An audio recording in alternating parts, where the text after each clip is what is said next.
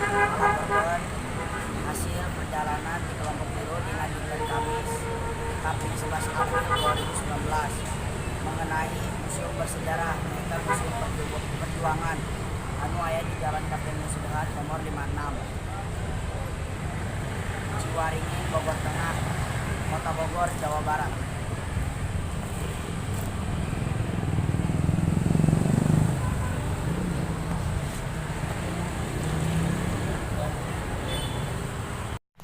Museum Perjuangan nyaeta bangunan peninggalan Walanda nu dijadikeun museum nu boga sejarah perjuangan bangsa Indonesia.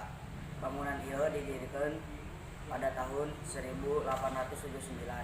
Nah, pada tahun 1957 nembe weh bangunan ieu jadi museum anu urang kenal sebagai Museum Perjuangan. Museum ieu nyimpen koleksi berbagai benda bersejarah jeung carita perjuangan pahlawan mulai dari berbagai jenis senapan atau beceng, mata uang VOC, dan juga dilengkapi diorama yang menggambarkan pertempuran sengit Indonesia, terutama di daerah Bogor. Baju-baju dan nama-nama pejuang-pejuang orang serta benda-benda panyangana museum ieu oge nyajikeun film bersejarah mengenai perjuangan pahlawan.